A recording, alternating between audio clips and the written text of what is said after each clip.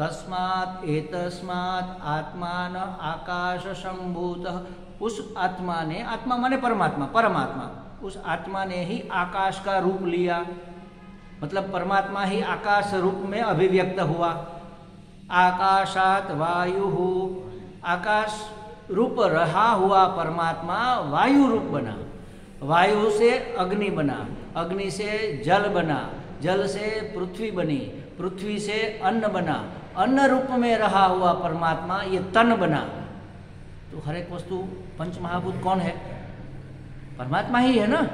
तो सामान्य रूप से परमात्मा है, लेकिन जहाँ देखो ये लादी तो ठीक है, वो मिट्टी की जो दीवार होती है, बाहर की दीवार जो है, किस चीज की बनी है?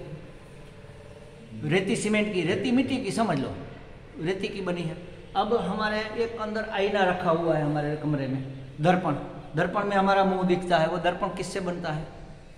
रेती से बनता है, आपको पता शायद नहीं होगा, रेती से दर्पण बनता है। तो दर्पण में हमारा चेहरा दिखता है, रेती से जो बना है। दीवार में नहीं दिखता, वो भी रेती से बनी है। ऐसा क्यों? क्योंकि उसकी सपाटी ऐसी क्वालिटी नहीं उसके पास कि अभिव्यक्त कर। चमकती सपाटी अगर होगी तो हमारा चेहरा दिखेगा। गाड़ी के बोनेट में भी दिखता है, इसमें भी थोड़ा बहुत तो दिखता ही है जो चमकदार है उसमें। तो अंतःकरण ऐसा निर्मल है, सत्व गुण से बना हुआ है।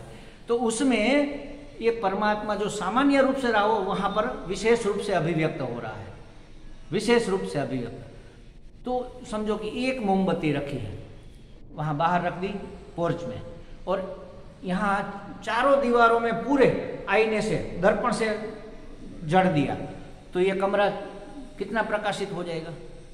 और पास वाले कमरे में वही मोमबत्ती, उससे नजदीक है, हमारे कमरे से समझ लो कि नजदीक है, वहां अंधेरा लगेगा, दरवाजा खुला है तो भी, क्योंकि यहाँ रिफ्लेक्शन होता है ना बार बार। तो उसी तरह परमात्मा चैतन्य का अंतःकरण में रिफ्लेक्शन हुआ, प्रतिबिंबित हुआ, परमात्मा अभिव्यक्त हुआ, समझ लो, प्रतिबिंबित छोड़ दो, अभिव्यक्त हुआ, वो विशेष रूप से हुआ। तो जीव में जो परमात्मा है, व्यवस्थिति ही विशेषेण अवस्थिति ही, विशेष रूप से वहां पर अवस्थित है परमात्मा। और सामान्य रूप से तो हर जगह है ही है, एक कुर्सी भी परमात्मा है।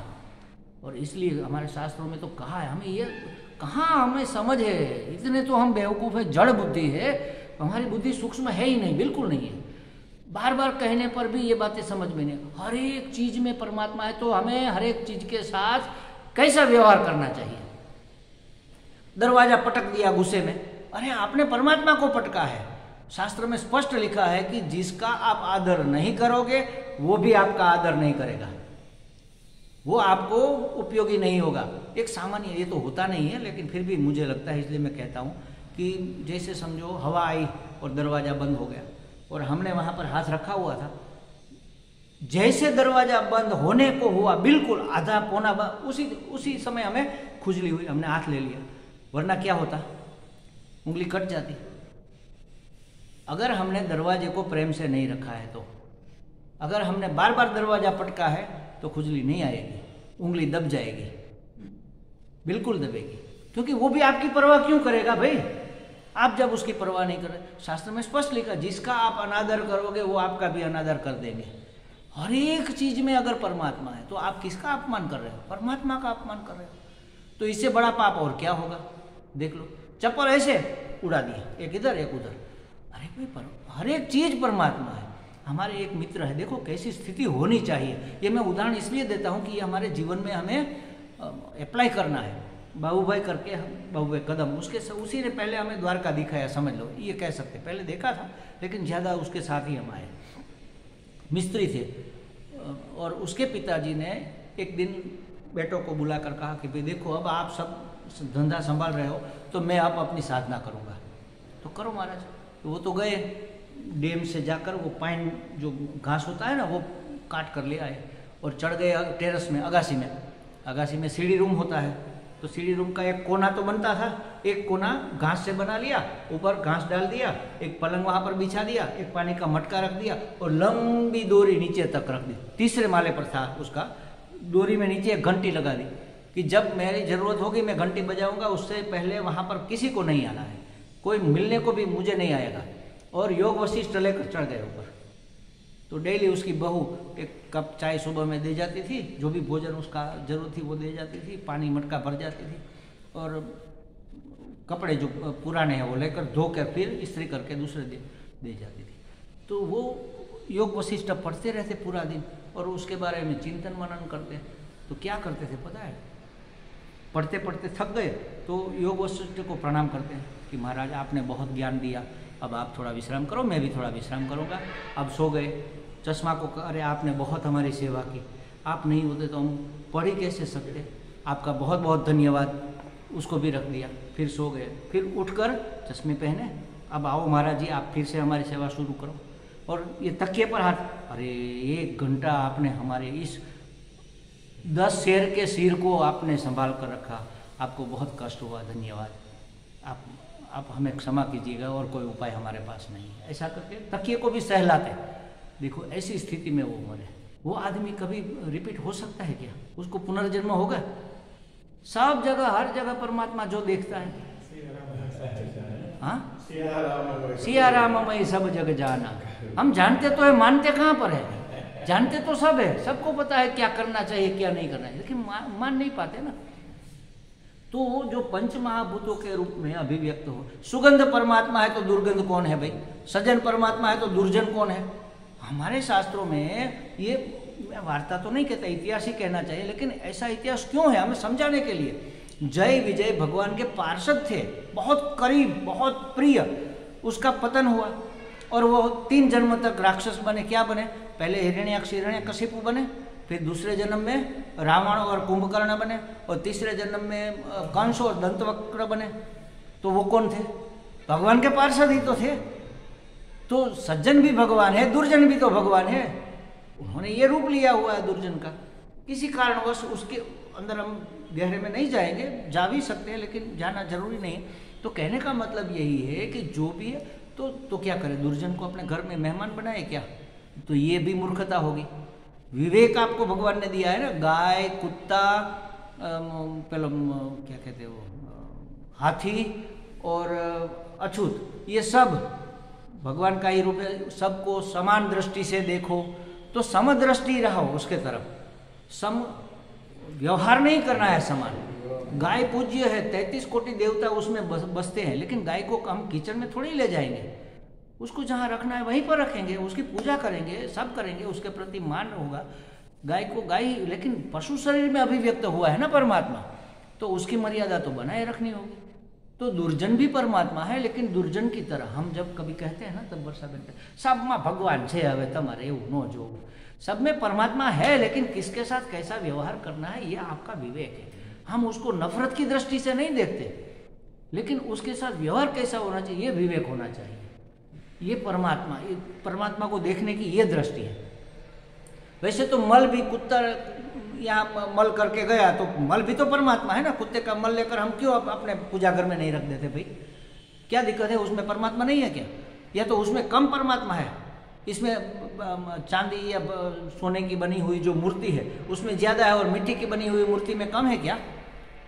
नहीं, ये तो हमारी समझ है। परमात्मा तो हर जगह समान रूप से व्याप्त है, लेकिन व्यवहार उसकी अभिव्यक्ति के अनुसार होगा। इसीलिए तो उसमें ऐसे अभिव्यक्ति हुई है ना, वरना सब सज्जन ही सज्जन नहीं होते। भगवान को क्या पड़ी थी भाई दुर्जन के शरीर में भी जाने की? भगवान चाहते सबको मुक्त करना, सबको धीरे धीरे धीरे धीरे इस तरफ लाएंगे। जब तक पानी अपने टेम्परेचर में नहीं आएगा तब तक खतबत होता रहेगा। दुर्जन भी एक दिन जन्मों जन्मों के बाद उसको सज्जन होना ही पड़ेगा, उसको भी ये ज्ञान प्राप्त करना ही पड़ेगा।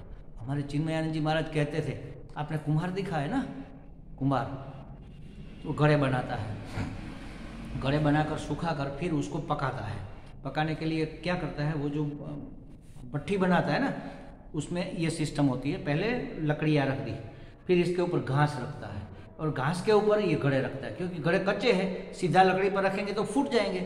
घास रखते हैं, फिर घड़े के ऊपर फिर घास बिछाते हैं और फिर इसके ऊपर लकड़ियाँ, फिर इसके ऊपर घास, फिर इसके ऊपर घड़े, ऐसे करता है। और फिर मिट्टी से उसको बंद कर देता है और 3-4 जगह होल रखता है, आग बाहर निकले, धुआं बाहर निकले इसके लिए।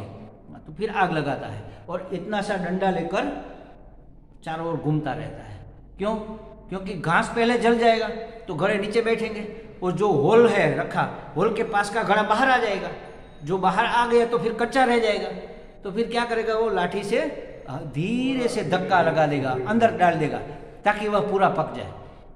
तो महाराज इस जन्म में पको, चाहे चिन्मयानंद जी ऐसा कहते, इस जन्म में पको, बहुत स्ट्रांग थे वो, इस जन्म में पको या लाखों जन्म के बाद पको, आपको पकना ही होगा, ऐसा कहता है।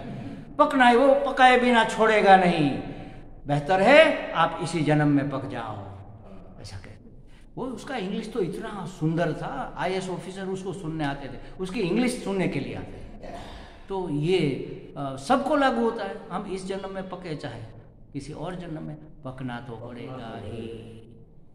शिव ही हरेक में, हरेक भूत में, महाभूत में जीव रूप से व्यवस्थित, विशेष रूप से अवस्थित है, रहा हुआ है, समाया विशेष रूप से जीव में। जो जीव जिसको हम नहीं कहते उसमें है, लेकिन उसमें सामान्यतः है, जैसे मिट्टी है, ढेला है, पत्थर है, पहाड़ है, उसमें भी है जीव, सब में। जीव माने परमात्मा, परमात्मा सब में है, लेकिन जीव रूप में जहाँ पर रहा है, जो खाता है, पीता है, अपनी वंश वृद्धि करता है, उसको हम जीव कहते हैं। वनस्पति में भी जीव है, क्योंकि उसकी भी वृद्धि होती है। तो आहार, निद्रा, भय, मैथुन, आज ये 4 चीजें जिसको मिली है उसको जीव मान लो। तो जीव में विशेष रूप से अभिव्यक्त हुआ है, विशेषतः व्यवस्थित, विशेषेण अवस्थित, विशेष रूप से अभिव्यक्त। बाकी सामान्यतः तो सब में है, हर एक कण कण परमा, पहले हम कहते थे ना छोटे से तब, कण कण में परमात्मा, अभी भी कहते हैं। वो पांडुरंग शास्त्री वाले कहते हैं कि वृक्ष में क्या कहते हैं, छोड़ छोड़ में रण छोड़, छोड़ छोड़ में रण छोड़, मतलब एक छोड़ है और एक रण छोड़ है, 2 हो गए ना, 2 नहीं है, छोड़ भी रण छोड़ ही है, और उसमें जो है अभिव्यक्त हो रहा है वो भी रण छोड़ है। कहने का मतलब कण कण में परमात्मा नहीं, कण कण परमात्मा ही है, कण कण परमात्मा ही है। मैं कहा तो फिर एक कण हो गया और दूसरा एक परमात्मा, तो द्वैत हो गया, वहां 2 नहीं है, एक ही है परमात्मा का सिवा। क्योंकि तस्मात् एतस्मात् आत्मान आकाश संभूत, परमात्मा ही तो बना सब, आकाश से वायु, वायु से अग्नि, अग्नि से जल, सब सब बनता बनता बनता यहाँ तक आ गया, तो इतना बना वो परमात्मा ही तो बना है। कुछ में अभिव्यक्त विशेषतः हुआ, कुछ में विशेषतः नहीं हुआ। क्यों विशेषतः हुआ? क्योंकि उसकी सपाटी चमकीली थी, दर्पण की तरह, उसमें अभिव्यक्त विशेष रूप से हो गया। जिसको अंतःकरण था, मतलब मन बुद्धि चित्त अहंकार रूप में, उसमें विशेषतः अभिव्यक्त हुआ। जिसमें अंतःकरण नहीं है उसमें सामान्यतः अभिव्यक्त हो रहा है। मिट्टी, ढेले, पत्थर, इन सब में, लकड़ी, इन सब में सामान्यता है। तो इसके बारे में और ज़्यादा बातें हम कल करेंगे। ओम पूर्णमदः पूर्णमिदं पूर्णात् पूर्णमुदच्यते पूर्णस्य पूर्णमादाय पूर्णमेवावशिष्यते। ओम शांति शांति शांति। हरि ओम। श्री गुरुभ्यो नमः। हरि ओम।